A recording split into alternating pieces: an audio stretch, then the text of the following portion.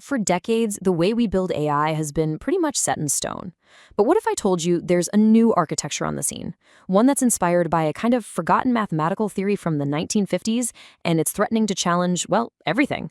Okay, let's dive into this. We are talking about Kolmogorov-Arnold Networks, or CANs for short. And this right here is the central promise. I mean, we've got AI that can do these incredible things, right? It can predict how proteins fold, it can generate amazing art, it can write code. But if you ask it how it did it, you basically just get a shrug. This whole new approach, it's all about changing that, moving us away from just prediction and toward genuine understanding. So, to really get why CANs are such a big deal, we first have to talk about the reigning champion of deep learning, the multi-layer perceptron, or, you know it, the MLP. MLPs are literally everywhere. They're the dense, fully connected layers that make up the backbone of pretty much all the large language models and image generators we use every single day. They are incredibly powerful, they're versatile, and boy, have we scaled them up to incredible sizes. But here's the catch. Their power comes from millions, sometimes billions of tiny little calculations happening inside this black box. The connections create this super dense, super complex web that makes tracing how a specific input turns into a specific output nearly impossible. And that is a huge problem, especially in fields like science and medicine, where the why is just as important as the what. So this is where Kolmogorov-Arnold networks come in. And they don't just tweak the MLP design, oh no. They basically throw out a core component and replace it with something radically different, all based on this fascinating old mathematical idea. Way back in the 1950s, a couple of mathematicians, Kolmogorov and Arnold, they proved that any complex function, something with lots of different inputs, can be broken down into a surprisingly simple structure, just sums of much simpler one-dimensional functions. The theory was seen as brilliant, for sure, but totally impractical for machine learning. Well, until now. Okay, so this is the absolute crucial difference. Get this. MLPs put simple, fixed rules, we call them activation functions, like ReLU, on the nodes, the neurons. All the actual learning happens by just adjusting the strength of the connections between those neurons. CANs, they flip this completely on its head. The nodes themselves just add up whatever comes in. All the intelligence, all the complex, learnable stuff, that's now placed directly on the edges, on the connections themselves. And when you see them side by side, the difference is just, wow. It's stark. On the left, you've got the MLP, where the nodes hold those simple, fixed rules. But look at the CAN on the right. Every single connection is its own learnable, flexible function. It's like a tiny, adaptable curve. So instead of just learning a single number for each connection's weight, CANs learn an entire custom-shaped function for every single one. Now, this new design isn't just some neat academic curiosity. No way. When you actually put it to the test, it turns out to be dramatically more efficient. We're talking better results with way fewer resources. So let's look at the evidence.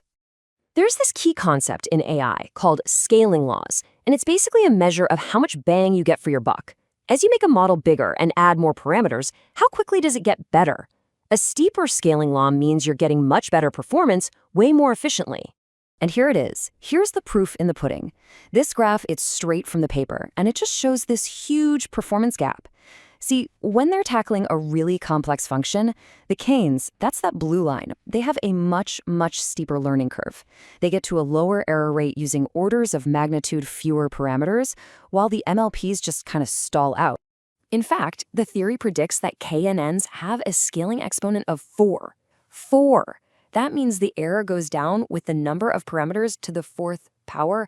That is a massive leap in efficiency compared to what we usually see with MLPs, which often have a tough time even hitting an exponent of 1.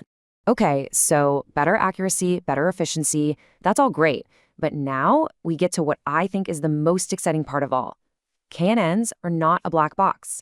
You can actually look inside and understand what they've learned. This is like a magic trick. It's so cool. You start with a trained CAN, and yeah, it might look a little messy at first, but then you can apply this special technique that encourages the network to simplify itself. It automatically just prunes away all the connections that aren't really doing much. And what you're left with is this clean, minimal network that often reveals the simple mathematical formula that was hiding in the data all along. And the researchers who came up with this, they see this as the main event.